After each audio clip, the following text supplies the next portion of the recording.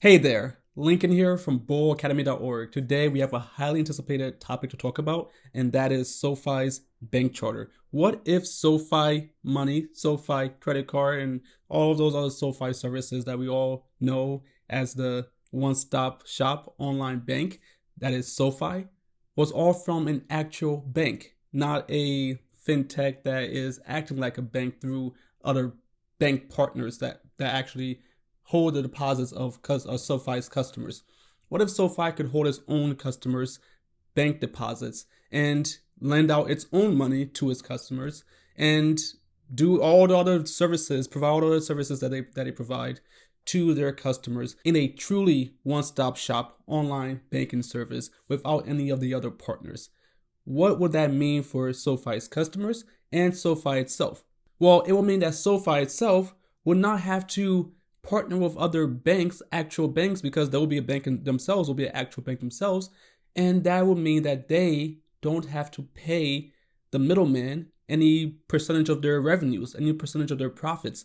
Because right now, SoFi pays those banking partners a share of the profits, share of the revenue to facilitate the holding SoFi's customers' bank deposits, the money that you put in your savings account or your checking account, and to actually facilitate the lending of money to the customers. That means that SoFi has to also then increase the cost of those loans to their customers. So they have to increase their interest rates, and they can't offer as enticing deals to their customers.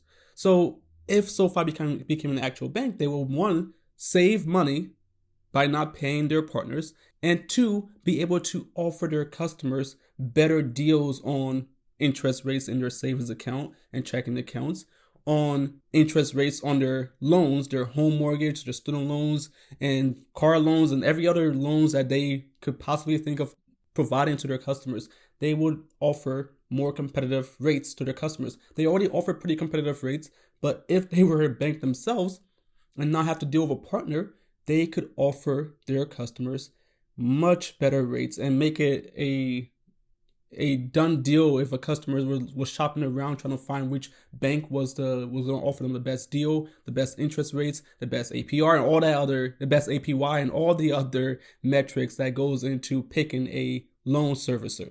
If SoFi was to become an actual bank, they will become one of the most competitive lenders on the market, right? So they already provide great interest rates, sometimes even better than companies that are dedicated to lending, such as personal loans.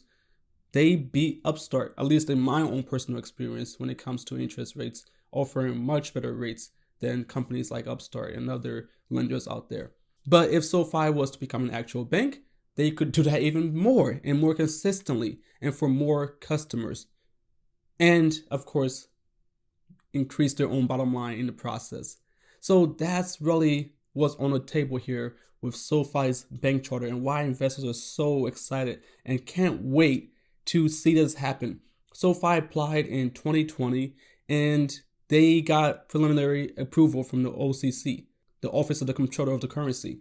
And then in 2021, they started a process to acquire a national bank, Golden Pacific, which once completed would turn them into a national bank holding company, which means that they will be a nationally chartered bank, an actual bank, which would be wonderful. But the problem is that doing that changed their application to the OCC into a national bank charter. And that means that we have to wait a little longer. Us investors have to wait a little longer to get an approval from the OCC. And it's been almost a year now. We're getting very close to a year since that news came out about the acquisition. And investors are really on the edge of their seats waiting for this approval letter to come in so that we can all now call SoFi Bank, and see SoFi get more revenues from being a bank. And we're going to talk about that more, what the benefits are to their bottom line and how they plan to use this bank to make more money and of course offer their customers more services, better services. But before we get to that, I want to talk about what SoFi will be even without this bank charter. This bank charter is going to be a big deal, but even without the bank charter, SoFi is still one of the best investments on the market, at least in my opinion, right? I'm not a financial advisor, so none of this is financial advice. As always, you know that. But that's my opinion. That's why you're here. So I hope you'll stay and hear me out. And then we'll get into more about the bank charter and what that will all mean for SoFi's bottom line in the future up to 2025, because that's the projections we have for now. But before we get to that, there was some rumors, which is why I'm covering this today. There was some rumors starting last night on Reddit about on SoFi Money in the deposits page. When you go to deposit money on SoFi's money app, there was a change in the copy on the page saying instead of writing the check out to SoFi Money, you should write it out to SoFi Bank. That at least is the allegation that SoFi made that change in the app, which would then mean that they're starting the process of changing over to becoming or being called SoFi Bank instead of SoFi Money, which would be great, which would mean that we have more clues, more hints as to when we're finally going to get this approval from the OCC and have SoFi be an actual bank. I tried it myself though. I've been using SoFi Money since 2019 and I didn't see any changes. It still says make the check out to SoFi Money, not SoFi Bank. So I couldn't verify these rumors, but I think it's fine. We don't have to try to find clues in every single little copy. We can wait. I think it's fine to wait. And the longer we wait, the more time we have to buy more shares of SoFi before the bank charter comes in and the stock runs up eventually over the next year or 2 years. As we saw with other fintechs that received their bank charter license, like Vero and Lending Club. So there's a lot to be excited about, but I'm fine either way, and I want to tell you why. So before we get to that though, if you enjoyed this video, do me a big favor, like the video below, subscribe to the channel, hit the notification bell, and comment your thoughts on SoFi and where we're going this year. And if you're invested, how many shares do you have? What your plans are? Do you have any price targets? And all of your engagement is highly important to the growth of this channel and the continuing of me creating these videos, because if I don't get enough engagement from all of you, YouTube won't recommend my videos, and that would mean that I can't keep making videos because it wouldn't be a good use of anyone's time to create videos that people aren't engaging with. So if you enjoyed this video and want to see more like it, do hit the like button, subscribe, and hit the notification bell. I would appreciate it. And of course, you can join us over at patreon.boacademy.org to support us financially if you have the resources and would like to get access to our Discord channel where we discuss the stock market in real time every day, to share news, rumors, and new investment ideas so we can all do our own research and then come back together and collaborate. If you're interested in all of that, I hope to see you over at patreon.boacademy.org. Now let's hop back to SoFi Bank Charter. I have here my remarkable, as you all may know from this week's 2 videos. If you haven't seen those 2 videos on how I lost $202,000 last year in the stock market and how I increased and grew my stock portfolio by 15x in a single year also last year, then go watch those 2 videos from this weekend on bullacademy.org. You don't want to miss them. They're very long, but I promise they're worth the watch, so go check them out. But let's get back to SoFi, and I'm going to tell you why I believe SoFi is golden regardless of whether or not they receive the bank charter, which I highly believe they're going to receive. I think all the writings on the wall that they're at the last stages of receiving that approval. But I want to talk about what happens if they don't receive it. And we can look back to last year, actually last quarter, Q3.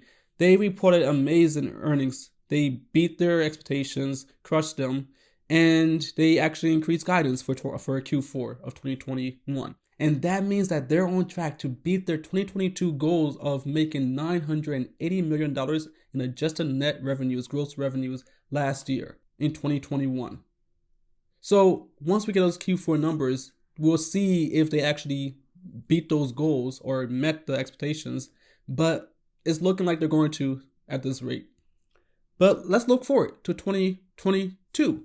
What do they expect to make in 2022?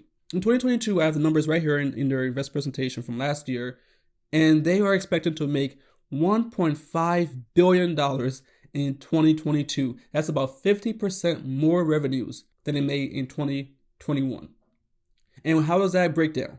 So as you may know, SoFi has 3 main business units, and those are the lending, tech platform and financial services. Both the lending and tech platform make a lot of money. The tech platform actually is going to make about 25% of their revenues over time, right? I believe now they're making about 20, maybe 15% of revenues, but lending is most of their revenues, and the financial services are losing the money at the moment. But the reason for that is because they use the financial services as a way to get customers in the door, right, through SoFi Money, SoFi Invest, and all those other things, and get them in so that at the top of their funnel, so that they can then market to them, cross market to them, to get them to borrow money from the home mortgage program, the personal loan program, the credit card programs and partnerships that they have, cars and all that, right? That's top of the funnel. And the more customers they get at top of the funnel, this is how fintech works generally, right? But SoFi, because they're a one-stop shop, they're the only real true one-stop shop online bank. This is critical to their mission, the flywheel, right? So if they can get more customers in, then they can offer them more services, and then their customers will tell their friends about it, get more customers in, offer them more services and more lending products and all the other services that they have, and make more money. That's the general crux of it all, right? So for now, on paper, they're losing money from their financial services, but they actually make lots of money from it because their revenue becomes increasingly cheaper because they don't have to market to more customers to get more revenues because the customers are already in their platform and just cross market. In fact, in 2020, about 65% of their home mortgage loans came from existing users, members of their platform. That means that 65% of that revenue was free money, because they didn't have to market. They already had a customer say, hey, we see you have lots of money sitting there, not invested. How about you buy a house? And 65% of the people who did take a home mortgage from SoFi came from those notifications, came from those cross-marketing channels, right? Through emails and notifications on the apps and all that. So that's the value of financial services. It's free money. It's increasingly free money.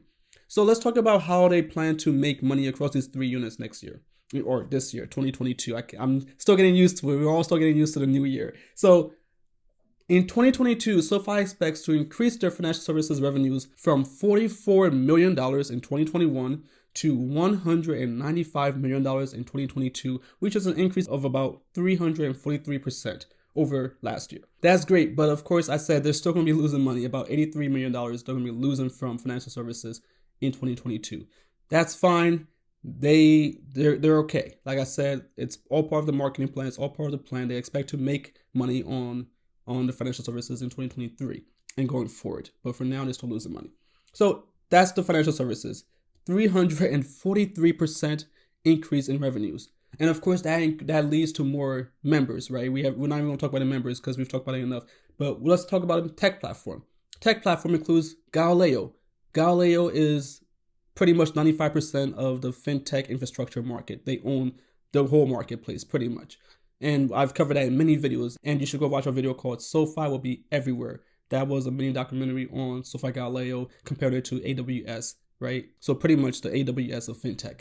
Go check it out. Video is highly important if you're investing in SoFi, that you understand the benefits of Galileo. Because when you see all those short seller reports, you never see them talk about SoFi Galileo, right? They never talk about Galileo. That means that as soon as I see a bearish article, the first thing I do is do Control F and try to find if they mention Galileo. And if they don't, then I know they don't know anything about SoFi, because Galileo is a huge part, potentially 25% of the business in the future.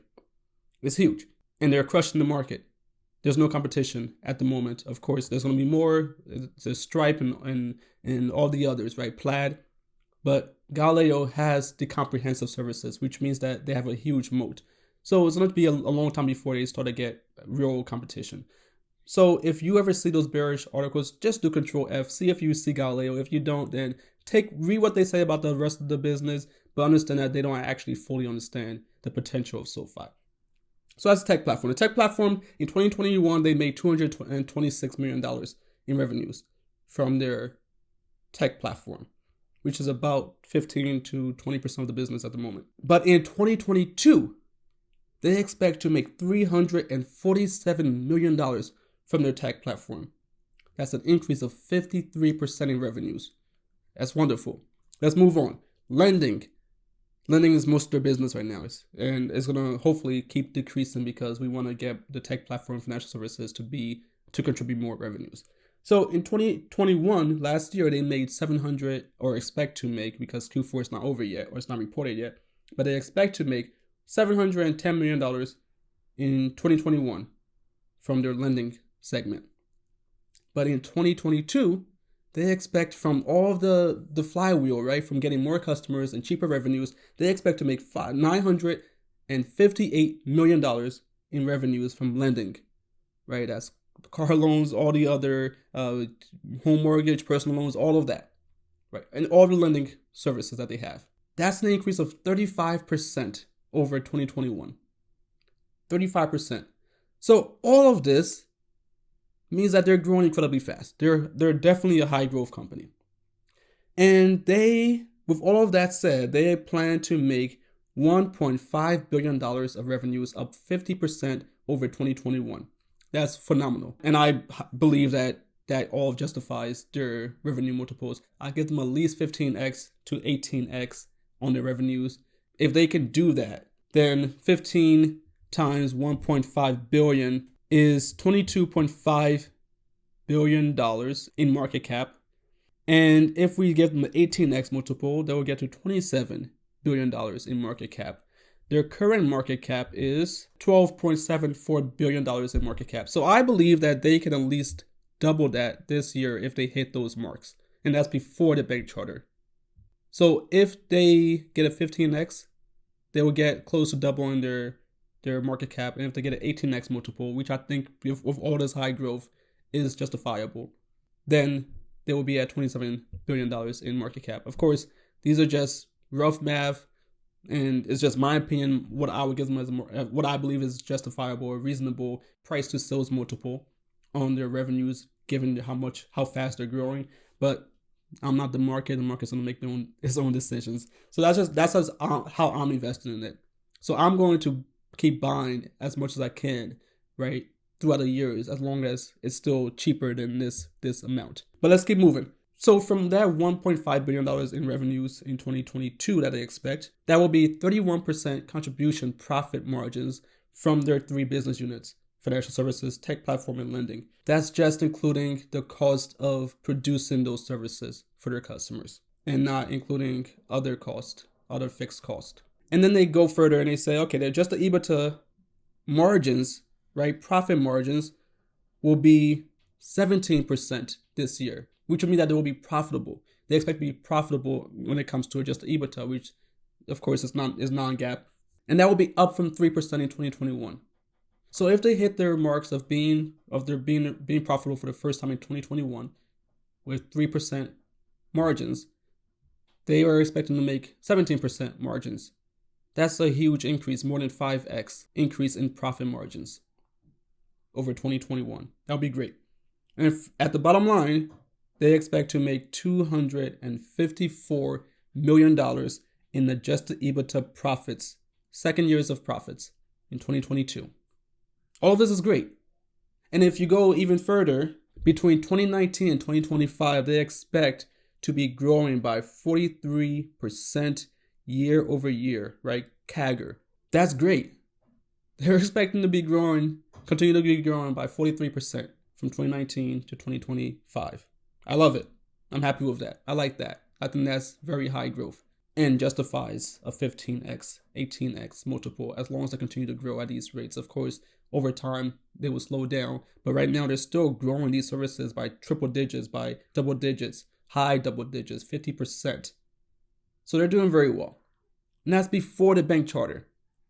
But now we add in the bank charter. Let's talk about the bank charter now.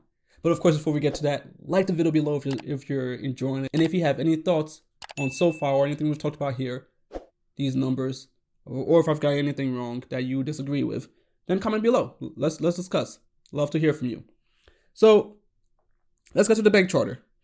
The bank charter will allow SoFi to make over time about 25% more revenues. That's 2025, right? In 2025, they expect to make 25% more revenues if they become an actual bank. So on top of their current projections of making $1.1 billion in adjusted EBITDA profits in 2025, they expect to make 25% more if they become an actual bank, which will mean that they'll be making $1.5 billion in adjusted EBITDA profits in 2025. That's great. Just by becoming an actual bank, because they're cutting out the middleman. They're keeping all of their profits and being more satisfactory to their customers, which means that they get more customers because people talk, right? And they increase the NPS score. And SoFi becomes a household name. Of course, we have SoFi Stadium in Los Angeles with the Rams and the Chargers of the NFL. So SoFi is doing all the right things to become a household name. And becoming an actual bank will then allow them to capitalize off of that. 25% more revenues just from becoming a bank, right? Just from cutting out the middle bank, the actual bank that's currently servicing all of their customers' needs, right? Just by cutting them out, they make so much more money. But in this year, 2022, if they become an actual bank this year, they expect to make 75% more revenues, just the EBITDA revenues, right? Net profits. That's what they expect to make just from becoming a bank this year. So if the OCC says, okay, SoFi, you're approved, you're through, and the Golden Pacific Bank acquisition goes through all of that, then SoFi is going to make 75% more profits this year. And then we have next year, they expect to make, instead of $484 million in adjusted EBITDA profits next year, in 2023, they expect to make $718 million. Just because of the bank charter, 48% more. In 2025, we will talk about that, 25% more. So all of this tells me, right, that they are doing all the right things and they have a great plan for this bank charter, which is why it's so important that it goes through, which is why investors are so excited, like myself. I'm not wearing my SoFi shirt today. I've been a SoFi customer since 2019 when I refinanced my Parent Plus loan into my own name. And I've used all their services pretty much, right? I have the credit card, I have the personal loan, I have the SoFi Invest, SoFi Money. I lived off of SoFi interest rates. I think it was like 1.5% or something, maybe like 2%. In 2019, when I left my job, I was living off of the interest rates because I had so much money in there. I just lived off of that, right? So if SoFi becomes an actual bank, they'll be able to provide even more interest rates on savings, which is huge because traditional banks only give you 0.01%. It's nothing. It's literally nothing. It's insultingly small, right? And they call that an interest on your money. They don't make your money work for you. So if you're losing your money at 2% to inflation every year, and your bank's giving you 0.01%, you're still losing lots of money to inflation. But if you get 1.5%, 2% from your bank, from your money sitting in your bank account, you offset inflation. That's wonderful, right? You offset losing all that money to inflation. And it feels like you're gaining money, right? Which you are, but it's going against inflation, right? If you think about it. Don't think about it and you'll be even more happy. So SoFi is already a great business. They're already doing everything right. They're already on track to be very disruptive in their market, in their industry. And this bank charter will only add to that. So whether or not it comes, I'm still excited about SoFi. Investing in it is my top position. I'm highly invested. And I try to stay objective regardless of that. But I'm excited. I'm looking forward to it. But let's not get ahead of ourselves. Let's not try to find needles in the haystack. Right? Let's just be calm. Take advantage of the low prices right now. Keep buying it up and build your equity, as we talked about in my last two videos from this weekend. Go watch those videos. They're very important about just the philosophy and psychology of investing for the long term. Because you should be happy with these low prices right now. You should be buying it up. Be excited, right? That you get to build your equity, build up your chest of shares in a phenomenal company that people are sleeping on right now. People don't understand the potential of. Even Wall Street, right? And the institutions, they're still sleeping on it. But you, before all the big news comes out, you get to buy it up at these cheap rates. And for me, I'm happy with that. I'm going to keep buying it up. So I hope that we get the bank charter soon. I expect it to come soon within Q1, first 3 months of the year. I think we're going to get it. But before any of that, I'm going to continue buying, continue to make these videos. So if you enjoy them, do like the video below, subscribe to the channel, hit the notification bell, and comment your thoughts below. I would love to hear from you. Your engagement keeps this channel going, and it's important to me because YouTube won't recommend my videos unless you engage, which means that I need you to do exactly that. Otherwise, I can't keep making these videos for all of us to learn and continue to grow together. So thank you again for watching. And of course, you can join us over at patreon.bullacademy.org if you would like to help the channel financially and help me do more research and bring on a bigger team and get more presenters like Danielle, which she's coming out with a new video soon on Upstart. So stay tuned for that if you're interested in Upstart. We're doing a whole documentary style video on that, to the story and the future of Upstart. So stay tuned. We have a great year ahead for us on bullacademy.org. Very exciting year coming forward. And I appreciate you all for being here. So join us over at patreon.bullacademy.org to engage on Discord channel and get more access to me. And that's where we discuss the stock market in real time every day by sharing news, rumors, and new investment ideas, so we can all do our own research and then come back together and collaborate, right? And build wealth for the long term and have community.